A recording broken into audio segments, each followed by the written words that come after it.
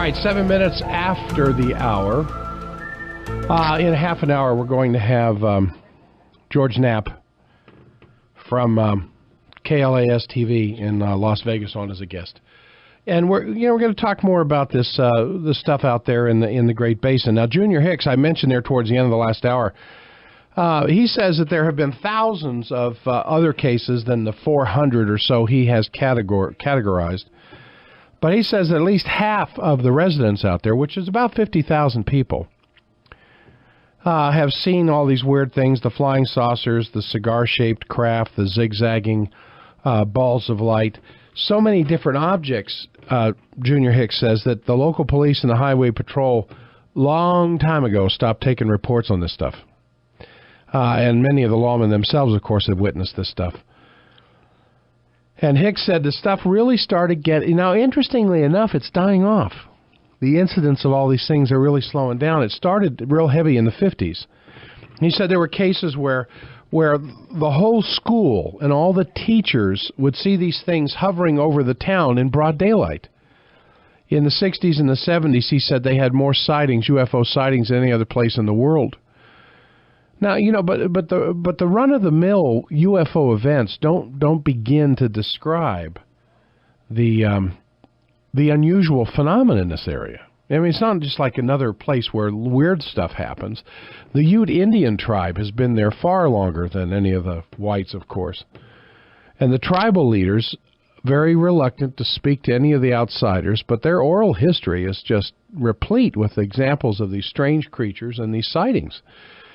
And the Indians themselves, their lore is what refers to these things as skinwalkers.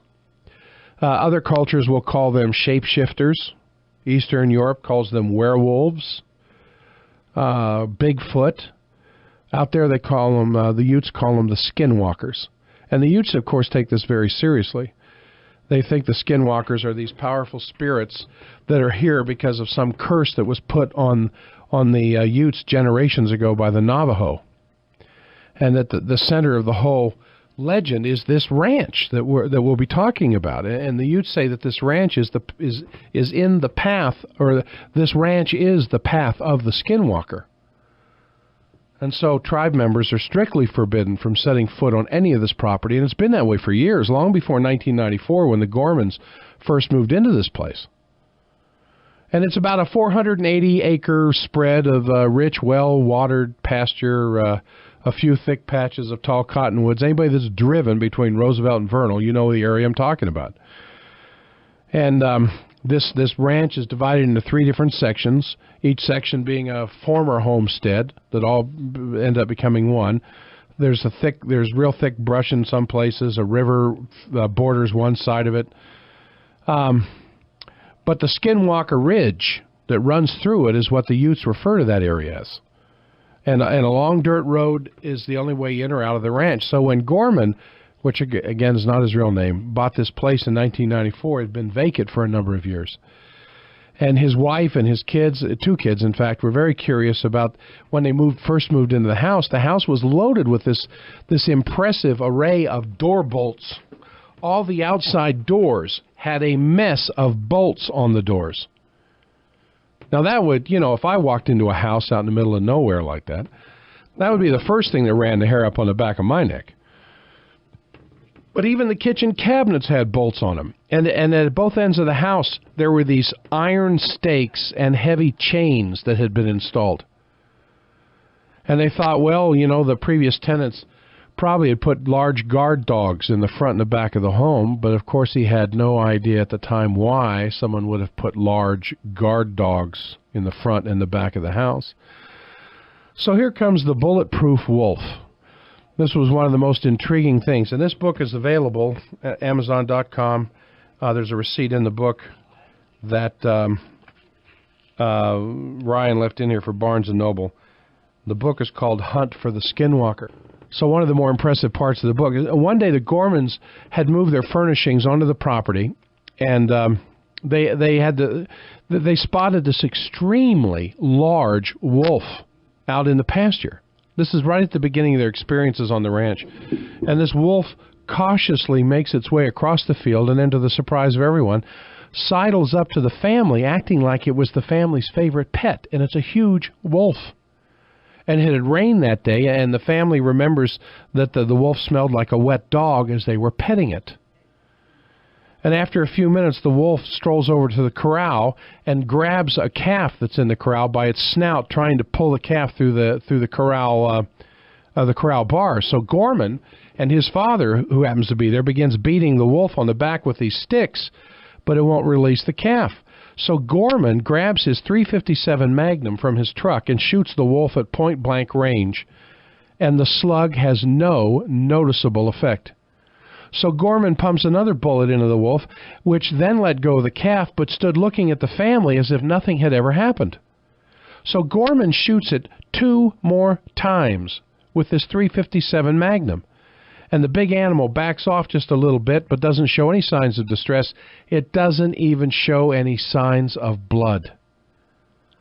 So people standing there in utter shock, So Gorman goes and gets his hunting rifle and shoots the wolf again, this time at an even closer range.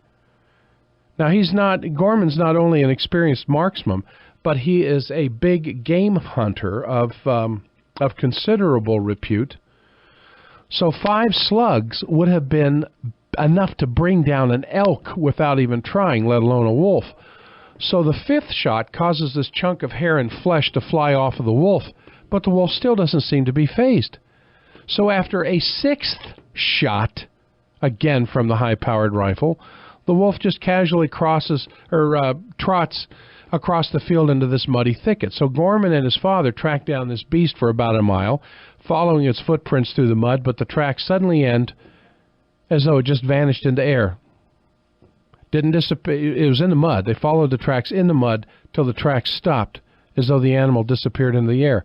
So they come back to the corral area, and Gorman he picks up this chunk of the wolf flesh and says it looked and smelled like rotten, dead meat. So he makes these inquiries with his neighbors. No one seems to know anything about any tame, oversized wolves running around the area. So a few weeks later, Mrs. Gorman encounters a wolf that was so large that its back was parallel with the top of her window as it stood beside her car. And then the wolf was accompanied by some other dog-like looking animal that she could not identify, never having seen anything like it, and could not see anything like it in any animal books. So over the next 2 years, this menagerie of all these weird animals was reported by family members and neighbors and began to show up more and more. And so while driving into the ranch on this bright, sunny afternoon, Gorman and his family saw something attacking one of their horses. And they describe it as something that was very low to the ground, heavily muscled, weighing about 200 pounds, with curly red hair and a big bushy tail. They said it looked something like a very muscular hyena, and it seemed to be clawing at the horse, almost playing with it. So Gorman gets within 40 feet of this animal, but says it just literally vanished in front of his eyes. Poof, gone. So they checked the horse and found all these claw marks on its legs. And a few months later, the wife of a deputy sheriff reported seeing some similar muscular reddish beast running across their property. Another visitor to the ranch has a rather more ominous encounter in the middle of their homestead, the same place where these other things have been taking place, very close by. And the visitor, along with Gorman and his son, say that they saw this large, blurry something moving through the trees. Now, I remind you, I'm reading this late at night, before I go to sleep to get up the next morning to do a radio show. It's a little spooky the further you get into this book. So, I mean, and they said the visitor had been meditating when this thing shows up. They had a visitor to the ranch who was out there doing meditation stuff, seeing if he could link into what was going on. So he's out there meditating, and this thing shows up. And it swiftly is moving from the trees across the pasture, covering 100 yards in a few seconds. When it finally came up, reached the man, lets out this ferocious roar, something akin to a large bear, they said. A roar loud enough to be heard hundreds of yards away. But they said, of course, this was no bear. It was, according to the Gormans, nearly invisible, representing the or resembling the camouflaged being in the movie The Predator. Those of you who've seen The Predator, you know what I'm talking about. The visitor who was out there meditating at the invitation of the Gormans to try to make contact with something was so frightened, he grabbed onto Gorman with his eyes closed in a fetal position and would not let go of Gorman for a moment's thought until he finally gets some composure, leaves the ranch, and never, ever, ever returned. And so these other creatures and these beings, others were also seen, some rather exotic multicolored birds that were certainly not native to northeastern Utah. And then a lot of numerous close encounters with 9-foot-tall beasts that resembled a Bigfoot or Sasquatch. And as if those visual experiences weren't enough, the family claims that its other senses were also challenged by all kinds of assorted weird events. They often were overwhelmed by very strong, musky odors, and the pastures would unexplainably light up at night like a football stadium. And they claim to have seen these shafts of light from above, and some seemingly emanated from the ground up to the sky, conduits of light, they said. And they and then others say they would hear what sounded like heavy machinery operating down underneath the earth, and they would hear voices. And then Tom Gorman and his son and his nephew remembered hearing this loud, disembodied conversation in some unintelligible language. And the disembodied male voices would speak in what the witnesses say was some mocking tone and sounded like they were emanating from 20 or more feet up in the air above their heads, but they would see nothing at all, just hear the voices. And the dogs accompanying the three witnesses growled and would bark at the voices, and then they would take off in a panic. These were physical manifestations that just, they are not easily explained in any stretch of the imagination. So while checking on his herd in the third homestead, Gorman noticed that someone had dug up his pasture, and hundreds of pounds of soil had been scooped up out of the ground, piled up on the edge. And he said the edges of the hole resembled perfect concentric circles, as if someone had dropped this giant cookie cutter into his pasture. All right, 24 minutes after 6. Before too much longer, we'll have Mr. Knapp on as a guest. So anyway, I'm trying to give you some background here so that when he gets on the air, we won't have to go through all of this, except for the personal stuff that he witnessed and the scientists that were out there who witnessed this stuff, and things that were in the sky, too, not just the stuff that was on the ground.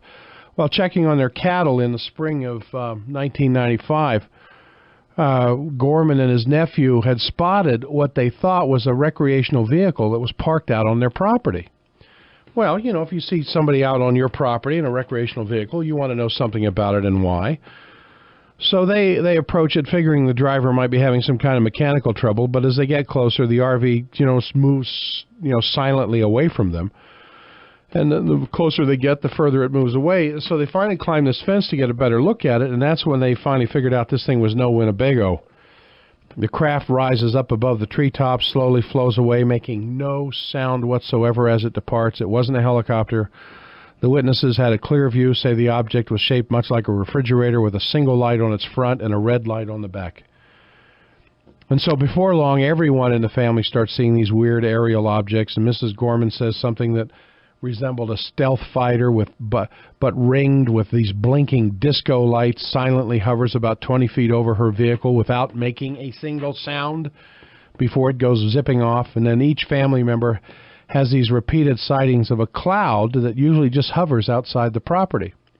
And the cloud was characterized as having all these little blinking Christmas tree lights or some kind of silent mini explosions going on inside of it.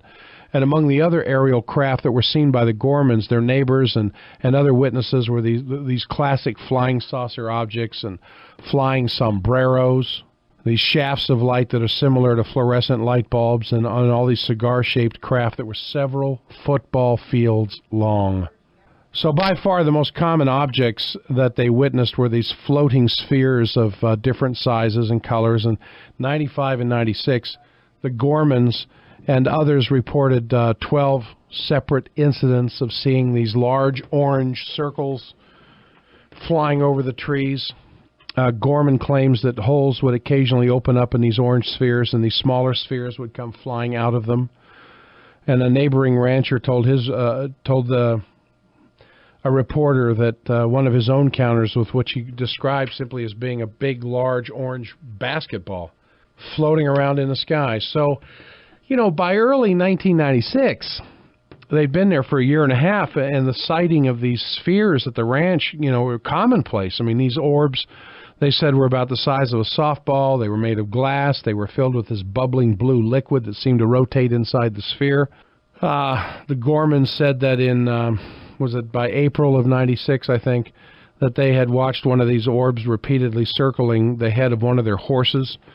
And suddenly the horse was illuminated by this intense blue light, and there was a sound like static electricity in the air, but there, wasn't any ball lightning. The orb seemed to be intelligently controlled, making sense out of its movements. So when Gorman approached the horse with a flashlight, the orb just darted off and disappeared through the tree branches, he said, with incredible speed and dexterity. It seemed to know where to move.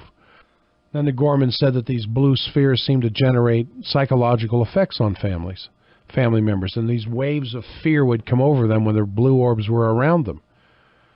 And they said it was one of these blue orbs that finally convinced the Gormans to sell the ranch. All right, we're back.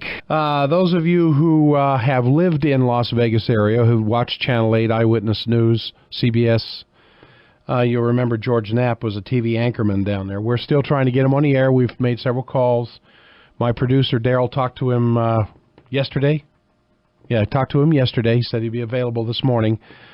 7:30. Was that our time or 7:30 his time? We're still trying to call him and get him on the air with us. So, anyway, it was the appearance of one of these blue orbs in particular I was talking about that finally convinced the Gormans it was time to sell. Every time I would go through another chapter of this book, I keep thinking, what are these people waiting for? I mean, what happens in the very beginning of the book was enough for me to, Mary, I think it's time to go. I hear the call to the opposite side of this planet. So one evening in May 1996, Gorman's outside with 3 of his dogs when he notices this blue orb that's darting around in the field near the ranch house. Now, put yourself in his position and just think about if you had been seeing this stuff going on for some time, how long would you put up with this? But see, they had moved here. Their whole life savings went into this. They wanted to farm it. It was several hundred acres. This was going to be where they were going to live the rest of their lives. Raise the kids to adulthood and then retire and live there the rest of their lives because they had some very valuable stock on that property that they had brought with them. So here's this blue orb that keeps showing up. Well, here it's dancing around in the field. So finally, Gorman lets his dogs loose and urges them to go after the ball, and the dogs chase, and they jump up and snap at this orb, but it dodges and maneuvers enough to stay just beyond the reach of their snapping jaws.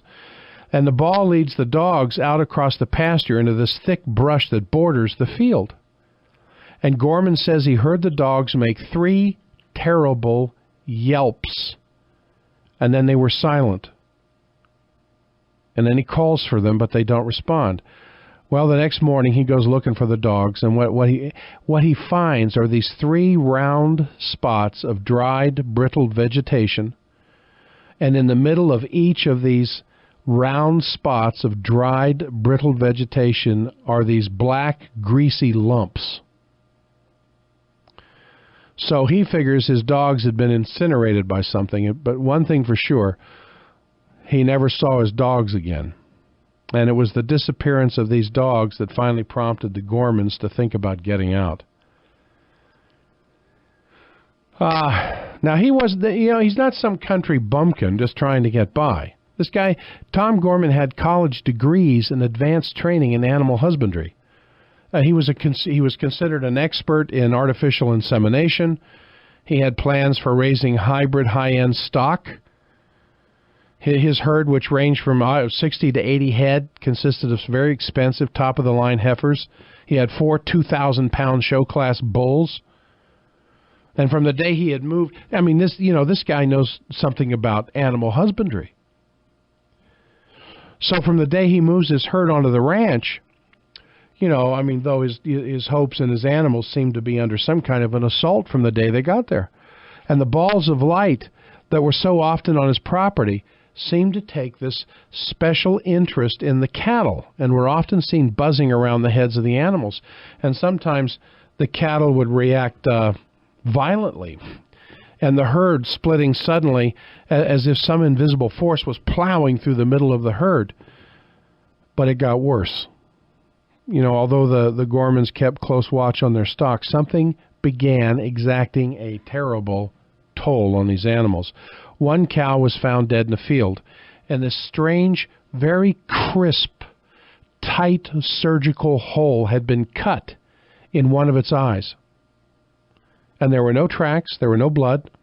There was no blood. He wondered what could have done such a thing, and he notices a very strong, musky odor around the carcass.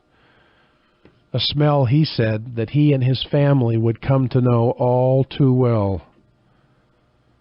Then the other cattle began to be carved up, as if with pinking shears, he said. Cattle mutilations have been reported, as you well know, everybody, from, throughout North America for several decades. Colorado's had a mess of them, Idaho, Wyoming, Montana.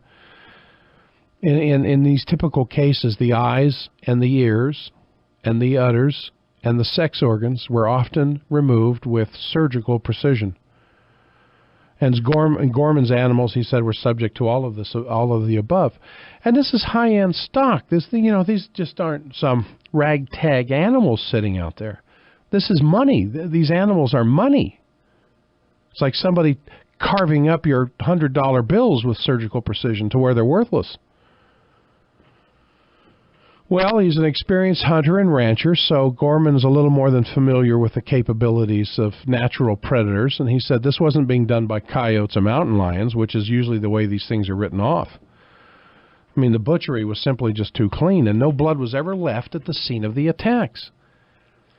And his other animals were suffering. His favorite horse had its legs slashed, as if by some kind of sharp instruments or claws. And any time they would find animals like this, there was always this musky odor that was still in the air when he would discover the damaged animals. And then the dogs begin, whatever dogs are left at this point, begin to develop paranoia.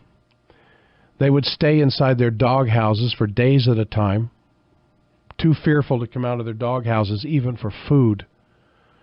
6 of the family's cats vanished in one night alone. And then all of a sudden the cattle started disappearing altogether. One of the animals vanished from a snow-covered field.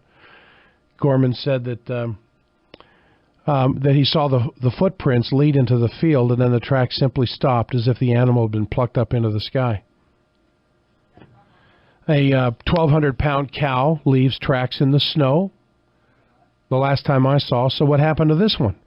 But in all, 14 of Gorman's prized animals were either sliced up or vanished. In one instance, a cow was found mutilated just 5 minutes after Gorman's son had checked on it. Something cut a hole about 6 inches wide and 18 inches deep in the animal's rectum. And the cord out section extended into the cow's body cavity, but there was no blood on the cow, and there was no blood on the snow-covered ground where just minutes earlier the animal had been seen in a perfectly normal state. So he lost about 14 of these expensive animals from an 80-head herd. That's extreme by any standards. Maybe during the winter in the Uinta Basin you might lose 1 to a bear or wolves or something, but 14 out of 80? Well, it meant that he was close to financial collapse. You can't lose that many animals from a herd that small and make any kind of progress. Well, it just gets worse. And even though I have read the book and have sworn I will never read something like this again on a dark night, and going through my experience with having read this book so far for about the last 40 minutes, we now have George Knapp here Let's see if I got this all hooked up. George, you there? I am. Good morning, Jack. Oh, hey, welcome to K-Talk. Glad to have you here. It's a book that I've had an awful lot of fun with.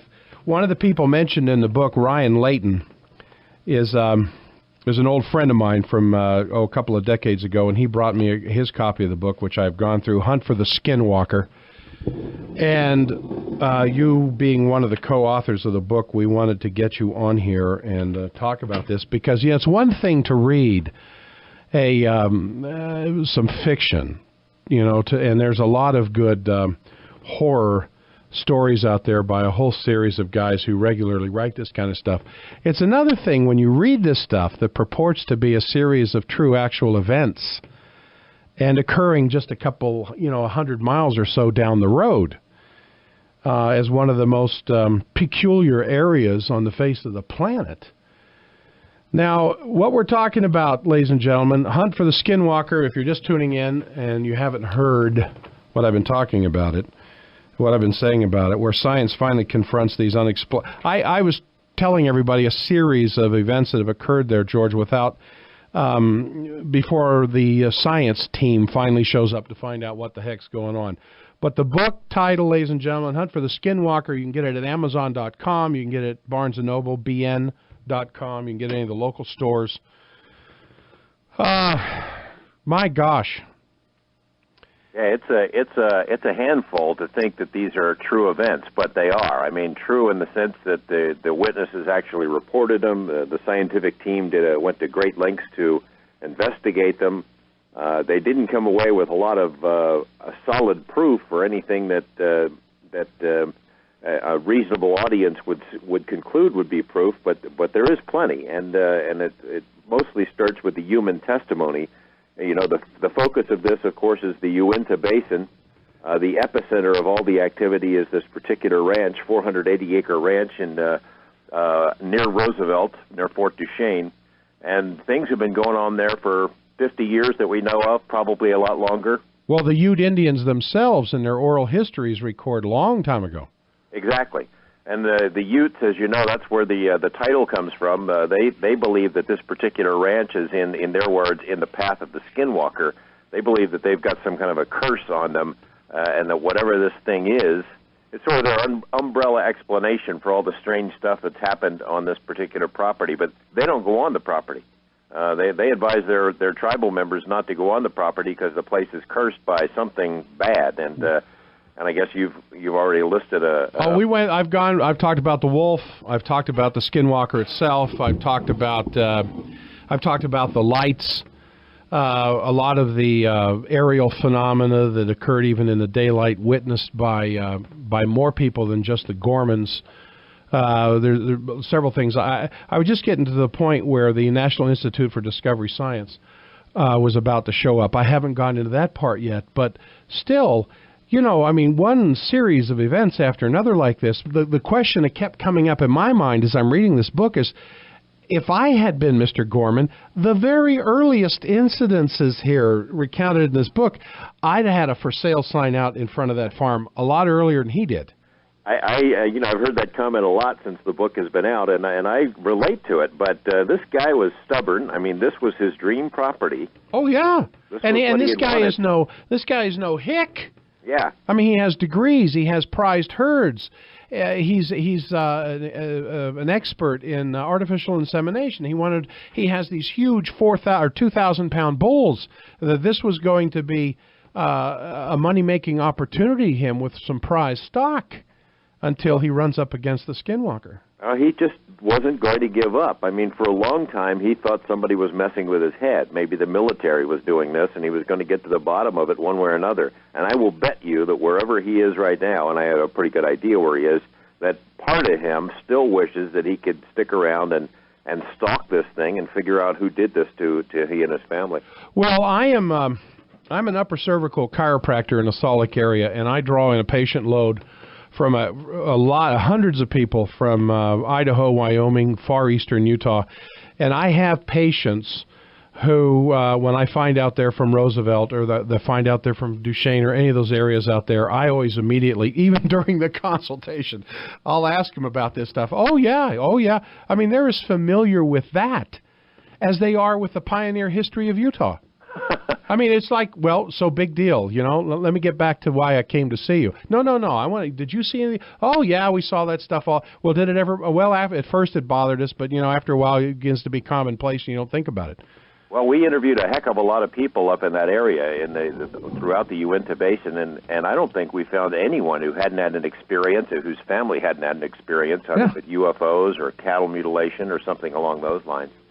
Well, I asked this person if they knew the Gorman character, and they had in fact, this one woman, her name's Maureen. I'm not going to mention her last name, but she said, and of course that's not their name. She knows the real people, and she knows where they've gone, and she said, I could probably put you in touch. And I said, I don't think they want that. From what I read in the book, they would just as soon be left alone at this point. That's absolutely true. Yeah, I mean, they want nothing to do with it. In fact, it's bothered a lot of people that we had to change the names, but the names are well known. I mean, they were out there in a couple of news articles in the past, and everybody wants to dig them up. You can find out who it is. Ryan Layton, your friend Ryan Layton, was on the ranch several times and knew the family and interviewed them about these kinds of things long before NIDS was on the scene, too. Yes. So now, what is your relationship to NIDS? I mean, being an investigative news reporter for Eyewitness News in Las Vegas on KLAS TV. What's your relationship to NIDS, and how you got involved with this? Well, I started doing stories about UFOs and Area 51 back in the late 80s, and it sort of caught the attention of Robert Bigelow, the guy who founded NIDS, and he and I just formed a friendship. And so over the years, as he has financed NIDS and a lot of other kinds of research into so-called paranormal topics, he'd let me know what was going on. It was the same way for the ranch. I mean, I was getting the reports about the ranch for 7 years as they poured in, and it was chomping at the bit to do a story, but one of the conditions was that I couldn't do anything until they gave me permission, because they just simply didn't want all kinds of people showing up at the property, having tailgate parties, and setting up shop to look for UFOs. So it drove me crazy for a long time to keep quiet about it, but that was the deal. But eventually I kept pestering NIDS and Mr. Bigelow, and they allowed me onto the property finally, and I started working on a documentary that eventually led to the book.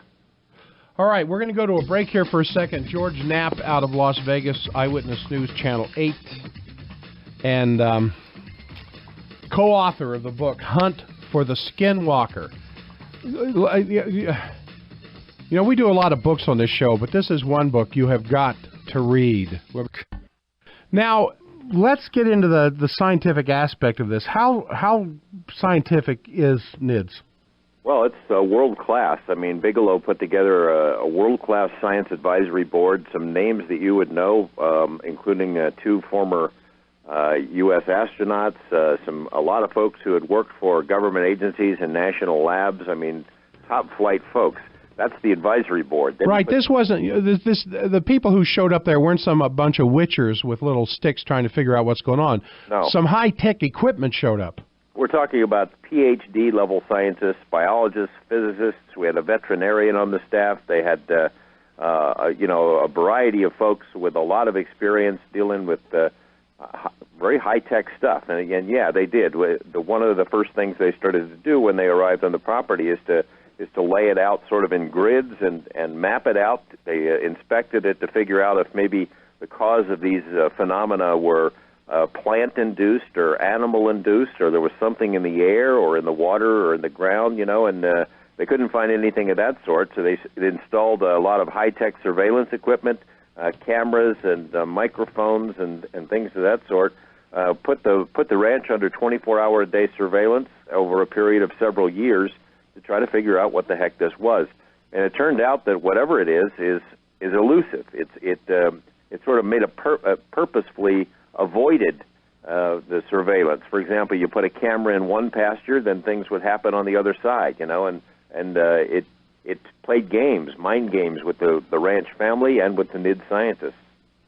So, other than just opening or the possibility of some vortex or something opening up into another dimension that they could see through the window into. There was actually some intelligent display in this elusiveness that indicated there was something more than just some window opening into another dimension.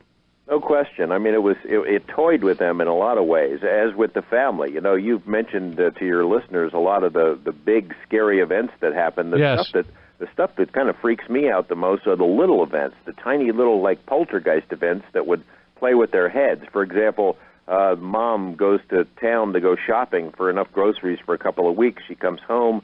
She puts all the bags on the table, takes all the food out and puts it away in the cabinets. She walks down to the bathroom and is gone for 2 or 3 minutes, comes back, and all the food's back out of the pantry and back into the bag, stuff like that. Yeah, see. Dad's out in the pasture. He's using a big post hole digger. He stops for just a second to wipe his brow, get a sip of water, looks back, and the post hole digger's gone. He finds it a couple of weeks later, 40 feet up in a tree. Things like that would happen all the time.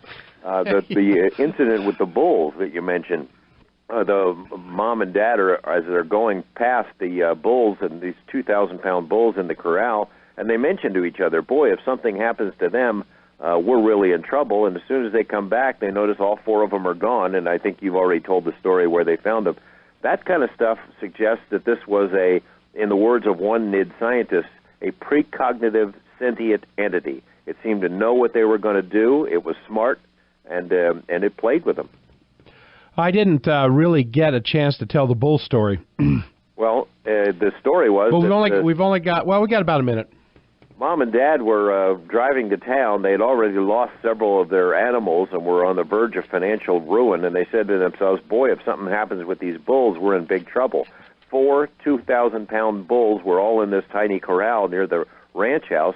When they drove back and they saw all 4 of the bulls are gone. Well, they're panicking. They're running around looking for the animals, and inside the corral there's this metal trailer. There's only one door to it. It's wired shut, thick metal wire. The father, almost ready to give up, looks in this tiny grate at the top of the trailer, and there's all 4 bulls in the trailer, crammed together, almost like they had been forced into there, and they're kind of in a trance. Hold on. We're going to have to pick up that on the other side of the news. George? Yeah, Jack, I'm wondering if anybody ever took an .6 or something and tried to take one of those things out. Thanks, bye. All right, that just came in on the Jack This line. I referred to the big wolf that occurred back at the very beginning during the first hour of the show where, yeah, they had used a high-powered rifle several times on this animal, even blew off a chunk of meat from the animal that had all the appearance of being rotten. Later on when they took a look at it, and the animal just kind of casually walks off till it finally disappears. Yeah, they've tried that. George, you there? Yes, I am. Good. I'm wondering, we've only got 30 minutes, so I want to get to the point here in a hurry. But I'm kind of wondering, with all the apparitions that they saw in the house, all these lights, all these dark creatures that would peer in the windows, to the point where they would finally sleep as a family together on the floor in the living room. Did anyone ever say to these things, "Hey, go towards the light"? I'm not sure that they used that exact phrase, but there were interactions in particular between the family and these entities. I mean, there was one instance where they're walking. The mom and dad are out in the pasture walking at night, and these voices are chatting at them, like apparently coming from 8 or 9 feet above their heads. Yes, yakking away in some strange language, and they'd yell at them to be quiet, and then these voices were quiet for a second, then they sort of were mocking and laughing at them. There were incidents where these blue orbs that caused so much terror among them were floating around, and they used a flashlight, to try to scare it away, and it did. It worked for a second. There were incidents where they chased the animals that they saw in the fields and tried to interact with them. One incident that happened while the NID scientists were there that was really chilling. They'd had a series of animal mutilations over a couple of days before, and they heard the dogs barking out in the field. Well, the rancher grabs his gun and jumps in his truck and goes barreling out into the pasture, and the NIDS people jumped in another truck and were following. The rancher jumps out of his truck because there's a tree line right on the edge of the property. He sees something very large inside one of the trees. It was like giant, like foot-long eyes, yellow eyes, up in the tree, and then a large bear-looking creature in the bottom of the tree. So he grabbed his rifle and shot the one on the ground, and hit it, and it disappeared. I mean, poof, in the middle of the air. He shot the one out of the tree, and it fell to the ground. He and the NID scientists go chasing after this thing, and they found one big footprint in the snow. There's a snowbank at the bottom of this tree, great big footprint with it was like a raptor print, like a dinosaur. They go chasing off into the bush looking for this wounded animal, and never found anything. Never found another print. They had professional trackers that came in looking for this thing. In particular, they had them after the calves were mutilated. Never found anything. So there were a variety of different ways that were found to try to interact with whatever it was. None of them worked. Now, we've only got you for a whole lot longer. What I want to do is, what is NID's conclusion on this? What is your conclusion on all of this? And now that things are kind of winding down and there's not a whole lot of activity, right? What do you think's going on here? Well, NIDS doesn't have a conclusion. I mean, they're a group of scientists that what they went into it, as I mentioned before, they kind of went in trying to eliminate possibilities, eliminate the obvious of, say, hallucinogenic plants or geomagnetic anomalies, things of that. I think the scientists have individual conclusions, and it leads sort of in the direction where the book went, and that is that this place is some sort of a portal, that it's some kind of a, the Irish have a saying of places where the world is thin, and that seems to be what this is. It's, things come and go, animals from other places come and go, craft from other places come and go. It seems to be indicating that a lot of the stuff that we would classify as paranormal are all interrelated, and maybe we consider them to be paranormal now, but only because we don't understand the true structure of the universe. I think Colin Kelleher and I, the co-authors, kind of came to conclude that the only explanation that seems to fit all the stuff that happened was this dimensional thing, that maybe there are other intelligences that we cannot detect, but that they can detect us, who are much more in control of the situation, and whose existence represents a much greater reality than what we have in mind. That we know the known universe. Cosmologists and physicists are telling us that there are many universes, many worlds out there, other dimensions, and quite possibly other intelligences, and that seems to be the only one that fits. Well, and this is kind of where you go towards the end of the book, that you give an analogy of an ant mound next to a 10-lane highway. Does the ant have any idea of what's going on nearby? Maybe when you consider the fact that dogs were incinerated, expensive animals were mutilated, yet there wasn't any real physical harm committed to the Gorman family, would indicate that there was some intelligence that recognized human life as apart from the animal life. You're exactly right, Jack. It seemed it clearly made a distinction, whereas they were willing to cut up and incinerate other kinds of animals. They didn't really harm, other than psychologically, didn't physically harm the people. Whatever this intelligence was, it was able to make that distinction. It seemed to us that it was kind of a learning curve, that it was teaching us, leading us down, the family, leading them down a path to try to have a better understanding of a much greater world, a much larger universe than what we've imagined. Yeah, that there actually may be entities that are millions of years more advanced than we are, and that somehow we may be, it's very humbling to think of that we may be some protected species.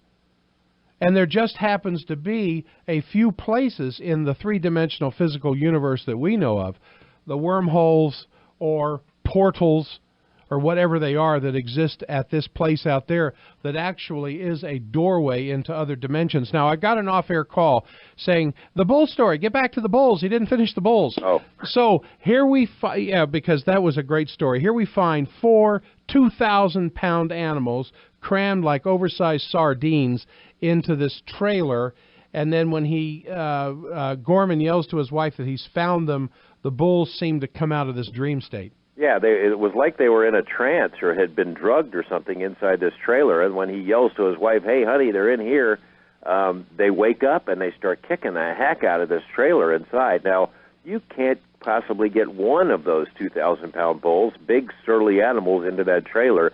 How somebody got all four of them into there, crammed together, and the door was never opened. I mean, it was still wired shut. And there were cobwebs inside the door. Exactly. How this was done, I mean, I can't even imagine it. It's the same like with the calf mutilation. There was one incident of a calf mutilation. How it was physically done, I don't know. The rancher and his wife it's a Sunday morning, it's 10 o'clock. There have been several newborn calves on their property, so they're going to go out and tag the ears of these animals. They go out, they find the first mother cow and her calf about 50 yards from their ranch house, and they tag this ear, and they go off across the pasture. Now, I think you've probably seen pictures, Jack. It's not a really hilly area. I mean, you can see across the pasture. The mom and dad were gone like 40 minutes from tagging the first animal, and they hear their dog making a noise looking back in the direction of the first one. They turn around, and the mother cow its eyes are bulging out in terror. It's running around in circles, dragging its leg as if it had been injured. So they go running back over to the scene, and they find this calf that they just tagged completely decimated. There's nothing but bone and hide left. Every scrap of meat, every organ in the body have been stripped off this animal. One of the femurs had been ripped out of the joint and just laid a few feet away from the animal. And what could do it? Now, NIDS was there within a couple of hours. They sent samples, tissue samples, bone samples, to a couple of independent labs at different parts of the country. They concluded that they looked at it under a microscope and concluded that two very sharp instruments had been used to wipe out 75 pounds of meat off the body of this calf in the course of a couple of minutes. One was a big machete-like object. The other was smaller and like a scalpel. But, you know, there was no blood left in the animal. There's no blood on the ground. There are no tracks. They brought in a professional tracker to look around for whatever could have done it. Clearly, there's no predator in that we know of in existence that can eat 75 pounds of meat in a couple of minutes like that. You can think of maybe it's a Delta Commando force or something that was hiding in the bushes trying to do this, but what kind of a job is that for military folks? The conclusion was this calf had been taken somewhere else, that the surgery had been done somewhere else, and then that this thing had been just dropped back out into the pasture. But who did it and why? Well, you know, that's true. And then you start getting into the time continuum problem here. You're familiar with Jacques Vallée. Sure. And the work that he's done, of course. And one of the accounts that he gives in his several books is of this Brazilian lineman. There's a group of linemen that are working in the jungles of Brazil to bring in power. And while they're working, they notice one of their buddies is gone. And they start looking around for him, and they figure, well, he just went off to the jungle to relieve himself or something. And after a few minutes, he returns with 2 weeks of beard growth on his face and tells a story they cannot believe, but he had only been gone away from them for about 20, 25 minutes. Shows back up with 2 weeks of beard. You know, I mean, the cobwebs inside the trailer of the door that would indicate the door had been shut for a long time, but the bulls had only been in there a matter of minutes. Right. You know, there's something more going on here than just some governmental conspiracy thing of trying to cover up the government's advances with UFO or anti-gravity traffic and trying to create a skinwalker legend around everything to try to scare everybody away from what the government is secretly doing in the Uinta Mountains. Well, that certainly doesn't fit in this case. No, but that's what a lot of people dismiss. You could say that the government might have a psychological exercise underway, but they haven't been doing it for 50 years, which is how long this stuff has been going on. And even longer with the Utes. Yeah, that's not a government exercise, and I would wonder what Delta Commando gets the job of sneaking into the kitchen to take all the groceries out of the pantry. Or another example, the mom would take a shower every morning, and she'd lock the bathroom door. She puts a towel and a brush on the cabinet there, she'd come out and they're gone. She'd find the hairbrush in the microwave. She'd find the towel in the freezer hours later. I mean, what commando gets those kinds of assignments? It's not a military exercise, although I'm convinced that the military is certainly interested in what's going on there now. Well, yeah, no doubt about that. Hold on. We'll be right back with George. A few more minutes. Don't go away. Jack Stockwell on K-Talk. Hey. All right, 24 minutes after the hour. Mr. Knapp can only be here for a few more moments. So, George, I want to do two things. Number one, where is all of this now in your mind and in NID's experience? And then number two, I want to bring on at least one caller. Had something very interesting to say. Well, in my mind, I mean, I'm hoping that the activity one of these days resumes at the ranch. You know, it sort of got to a point where it didn't want to be stalked anymore. I mean, it obviously enjoyed the procedure and the interchange a lot more when it was in charge of things and terrorizing this family. When NIDS arrived on the scene, it didn't like it so much, so it's sort of gone underground. But I hope, and NIDS has hopes, that one day it will return and maybe can be studied or interacted with in a different way. Did anybody try to study it or interact with it from a psychic point of view, or other than with dials and instruments? Yeah, there were some attempts to that. They had what's called remote viewers that checked out the property. But I think the next approach would be if there's a resumption of activity, that NIDS would like to try something where it a less technological approach, maybe have some shaman and some psychics and things like that try to interact with this thing as opposed to catching photographs of it. Right. That's the hope. I want to get Cindy on here for a second. Cindy, you there? Yes, I'm here. Yeah, Cindy was telling me an incredible experience she had in this same area. I want to know, George, if this sounds typical of what most people have experienced. Cindy, go ahead. Okay. I can't remember exactly what the date was, but in the early 1990s, my family has property up in the upper U.S.A. And my sister and I went down, and one night they had just a little telephone that we could use down by the river, and it was about maybe 11 o'clock at night, just barely a moon, so you could barely see just the outlines of the trees and whatnot. And as we approached the telephone, we could hear the river, and we looked down, and it looked like there were two helicopters coming up the canyon, which was about a mile wide on both sides. These helicopters were silent. They had the strobe lights going on at the very end on the very each side of the canyon, coming up just equally, equal sides, about 300, 400 yards above the ground. And as it got closer, we couldn't hear anything. We should have been able to hear the helicopter's blades. Couldn't hear anything. We looked again, and it absolutely floored us. It was a huge ship of some sort that reached from one side of the canyon to the other. It was that wide, and it was like a big, huge, I can't even see what it was. It was just an outline like a big, gigantic, oversized airplane, but it was dead silent. And we got terrified. We ran and got into our van and looked up into the sky and watched it. It got closer and closer to us. It lifted up, and we saw the silhouette of this massive, massive machine. It was huge. I'd never seen anything like it in my life. And I can say that I haven't heard exactly that story, but certainly similar stories. In fact, I would love to, Jack, I'd love to talk to your caller there, Cindy. Yes. Maybe interview and get some details on this at some point, because it's pretty similar. I mean, there were a lot of different aircraft seen in the area that looked like something conventional that turned out not to be, like the flying Winnebago that they saw on the ranch. Well, it went up over the mountain tops. The next night, I was listening to Art Bell, and Linda Moulton Howe was on there giving her cattle mutilation updates. And it just so happened that up in that Duchesne County, right where that machine was heading for, or whatever it was heading for, there was a number of mutilated cattle that next day. Cindy, what year is this? I can't remember the exact year. It was early 1990s. I just remember I had a bunch of little kids, and they were just all very, very young. So it was 1990s, sometime early about maybe 91, 92-ish.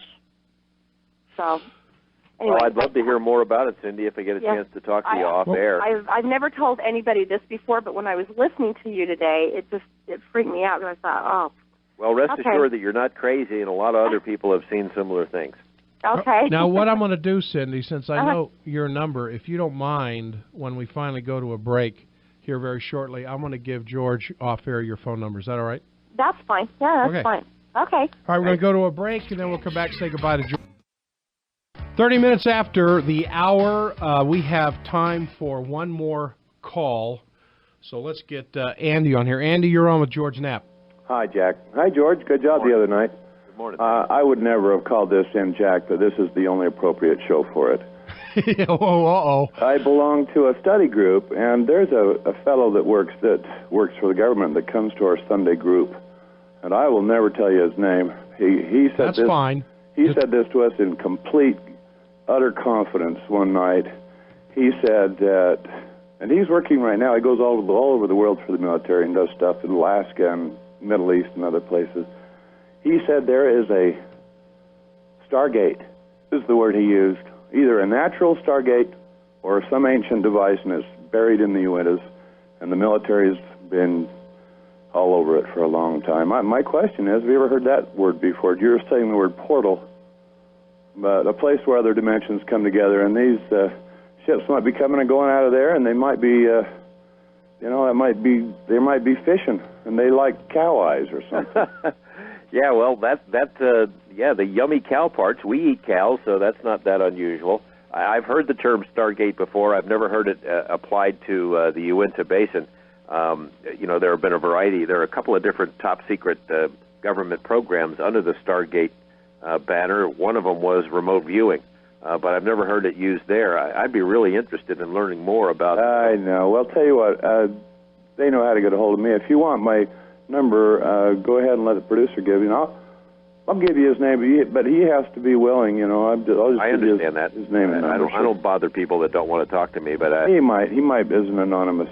I'd be very surprised if the military was not interested in what's been going on there. Well, certainly if there is spacecraft or at least anti-gravity craft as big as what Cindy was describing from one mountain ridge to the next, filling the whole valley, not making 1 decibel of sound overhead and disappearing over a far mountain ridge, either the military is doing that or the military wants to know how to do that. Yeah.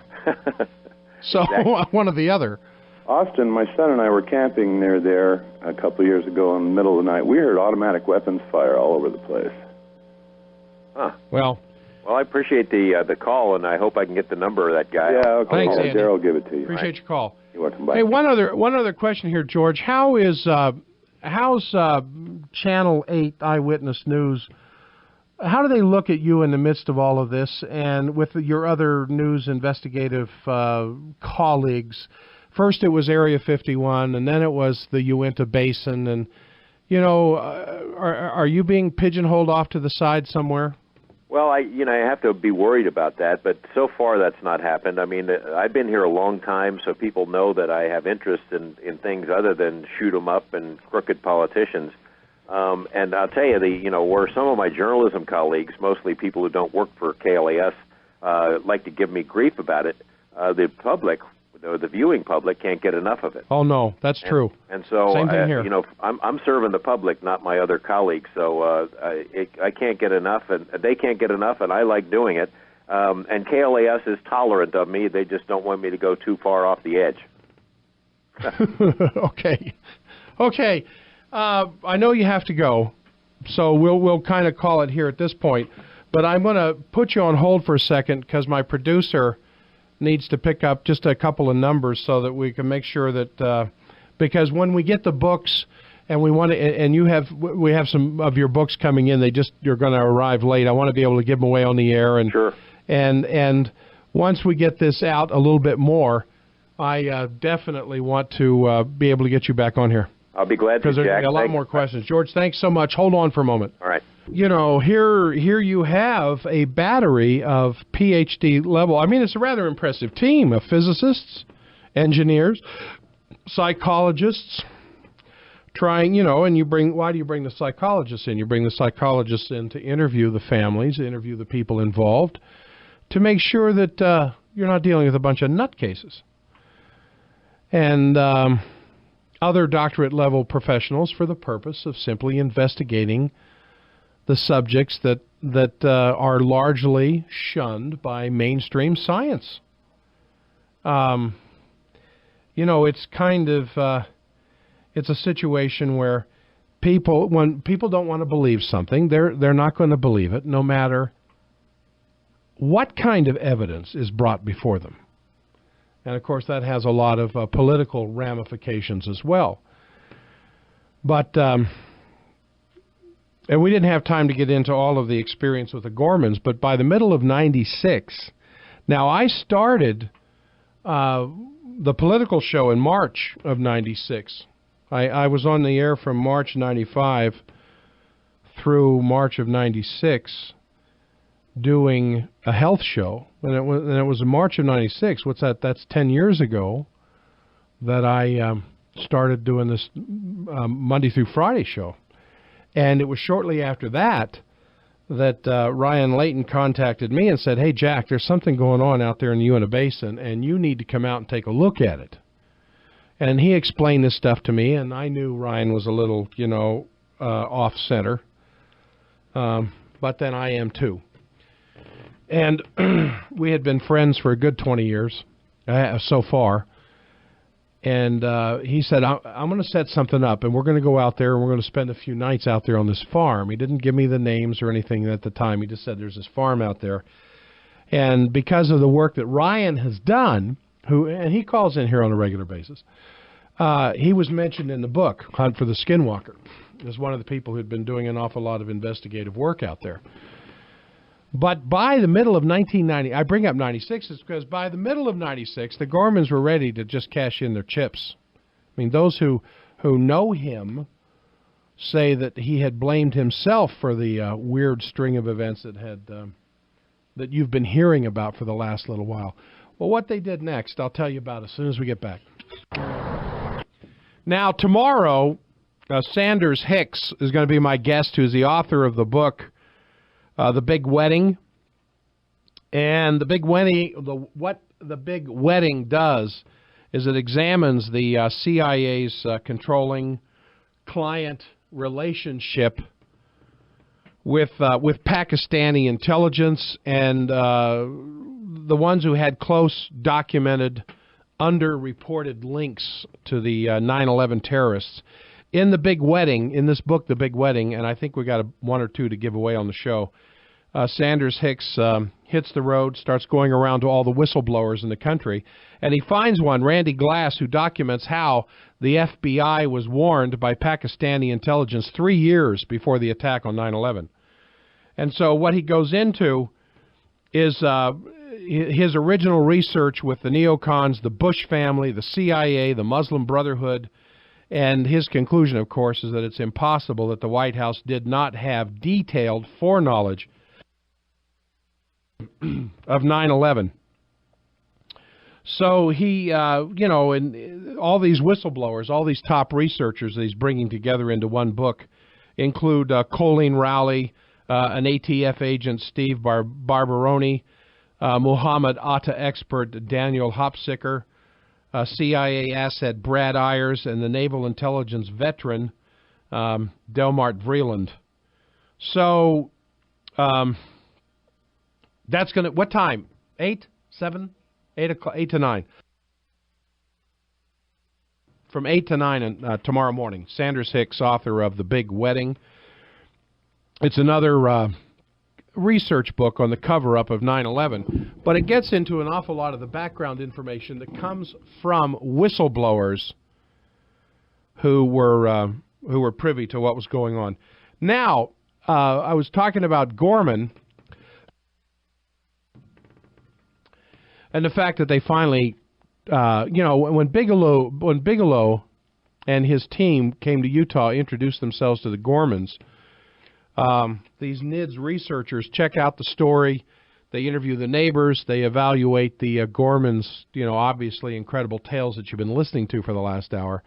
Then Bigelow offers to buy the ranch outright, with the idea of trying to transform it into this big interactive paranormal laboratory, some ongoing experiment that might shed some light into the questions that obviously are viewed with a certain level of honest scientific skepticism.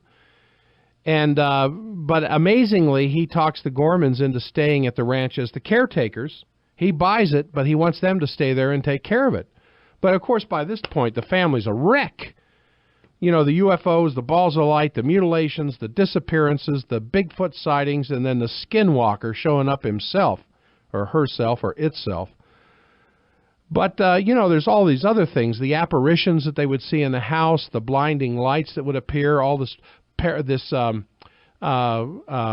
psychic events that he was describing here, that George was describing of the packaging, the missing equipment, the groceries.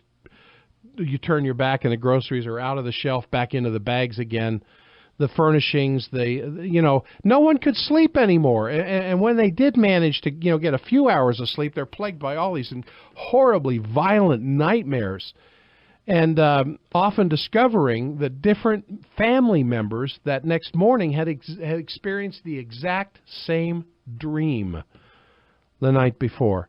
So the two kids, which were, honor students before they arrived at the ranch, their grades began to plummet. Mrs. Gorman, of course, loses her job at the local bank because of all her repeated absences and all the little water cooler tales and stories that were going on.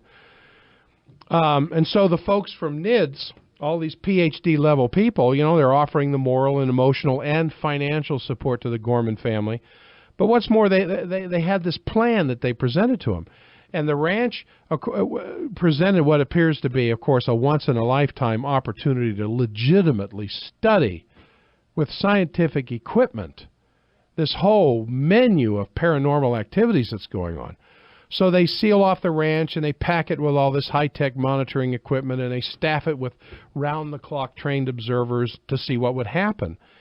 And some of the residents, of course, sarcastically wondering what these hucksters from Las Vegas could possibly have in mind. They figure that there's some kind of a scam going on, the UFO buffs, and they still talk about it to this day, that Bob Bigelow's this shadowy guy with CIA connections, and he was somehow trying to corner the market on ET. And but as it turned out, all these groups are wrong. NIDS did seal off the ranch from all these outside observers, but not for monetary gain, and neither did the CIA nor any other government agency have any input or access to the things that were occurring while NIDS was on watch. And the phenomena itself didn't wither or evaporate.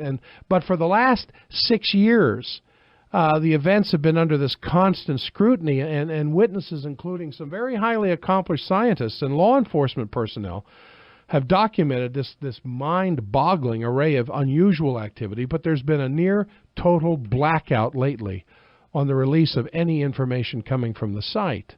And the most up-to-date information is in the book, The Hunt for the Skinwalker. You can go huntfortheskinwalker.com, get some information there. You can go to Amazon.com, Barnes & Noble, to pick this up. It's what, $20 or something like that. But I'm telling you, one of the most fascinating reads, and scary because it purports to be true. Now, no one who's studied any of this can say with any certainty what's going on. That's what I was trying to get George to do. The NIDS researchers aren't making any claims about ETs or ghosts or skinwalkers. They're just collecting the data, trying to make some sense out of it, which is, small comfort to anybody else who's actually been in the midst of all of this kind of stuff. But you look at this long litany of bizarre activity that's occurred while the NIDS team was stationed at the ranch, including this shooting and tracking of this creature with 1 foot wide yellow eyeballs, falling out of the tree when it's shot and then disappearing right in front of their eyes. And then these ice circles, we didn't even get a chance to talk about that, which seemed to be the opening of some portal into another dimension. But what the word on the street now is, do not go to the ranch. You're not welcome. It's private property. The people who live on it or near it don't want to be hassled by the curiosity seekers, the media, the K-Talk listeners. And what's more, the level of unexplained phenomena suddenly has taken a nosedive in just the last few months of 2005. there's almost no activity going on at all. So chances are you wouldn't see anything even if you could get on the property. But that's what George wanted me to say in my concluding remarks on the whole thing before, because he just didn't have time to get into it anymore, which is, what I think I've done here the last 5 minutes. Daryl and Sandy are on the Stockwell Show. Hi, Jack. Yeah. I've known Ryan almost as long as you have, maybe not quite as long, but I've been hearing these stories from him for years about the ranch out there, and everything you're saying is true. Yeah.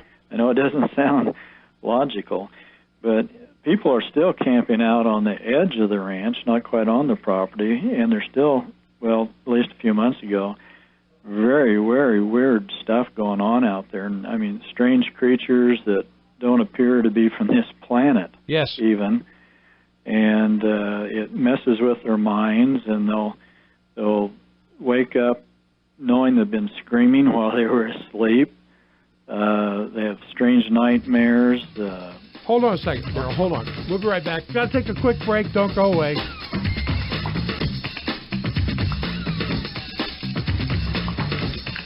Jack Stockwell on K-Talk.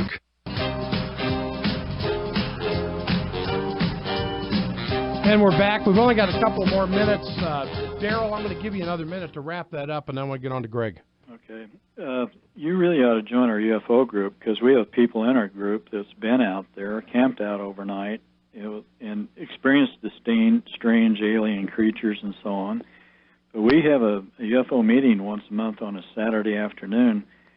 And in fact, a Navajo friend was there talking about the skinwalker last month, and this semi-invisible skinwalker, you call it, doesn't sound like a skinwalker at all. It sounds like something totally different.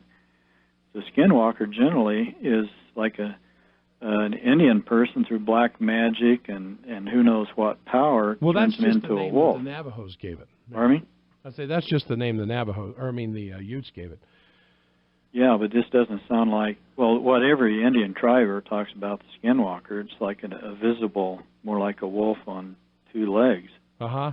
But this invisible thing doesn't sound like a skinwalker at all. It just sounds like something else. But anyway, you ought to, you're free on a Saturday afternoon sometimes, aren't you?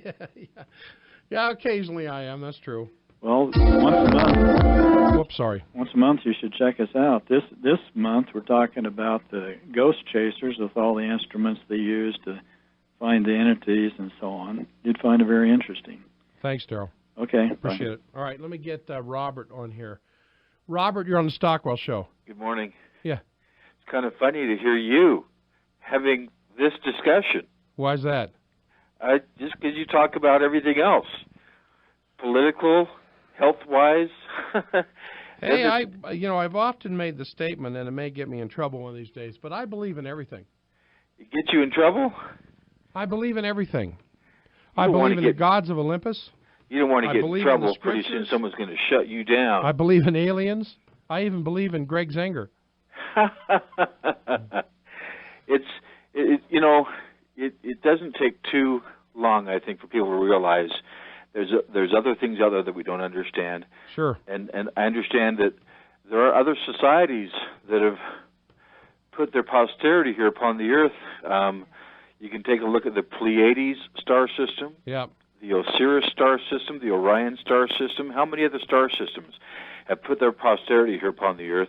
And you take a look at Adam and Eve, right? And you think that the history of the earth is all described in the Old Testament, New Testament. I think there's a whole lot more history going on than what's been. It's like the Old Testament, New Testament, like a bat that's hitting us in the head, and we're told it's the only truth that's out there.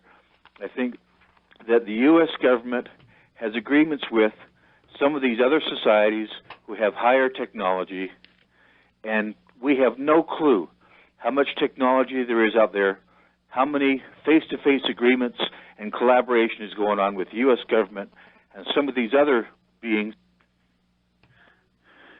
You still there? Robert? Mwah. He disappeared. Mwah. Well, that's it. That's true.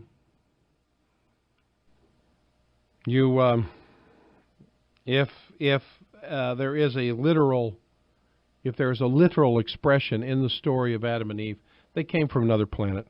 Adam, I'm sure, had a belly button. Brought here from, the question is, who brought him here? But you know, and then you look at all the various cultures and societies on this planet and the absolute dearth of information that we have regarding the early history of man. And I think that's probably a good reason.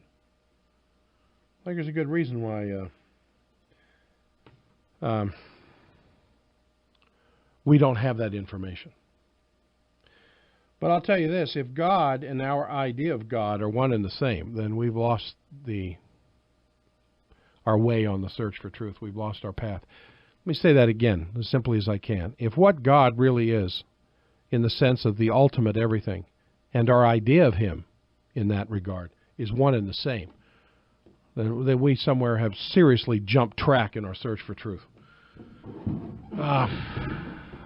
Because when you get into deep philosophical discussions regarding God, when you can raise the dead at the wave of a hand, then I want to talk to you.